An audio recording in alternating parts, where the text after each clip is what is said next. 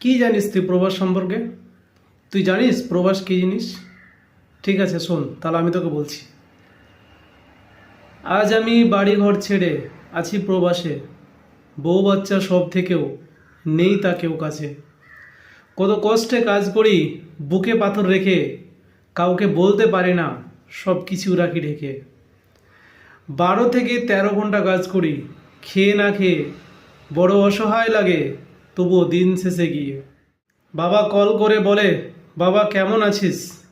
হাজারো কষ্টের মাঝে বলি, ভালো আছি। কষ্টের কথা কাউকে বলতে পারি না, এরই নাম প্রবাস, যা আগে ছিল অজানা।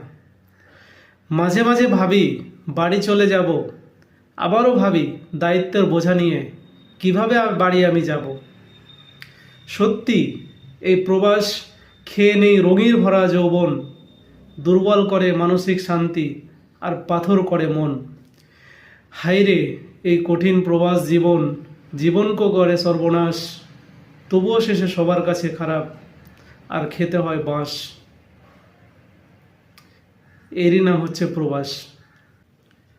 ভিডিওটা যদি ভালো লাগে তাহলে সবাই একটা লাইক করে দেবা আর ভিডিওটা শেয়ার করে দেবা। Thank thank you. ইউ।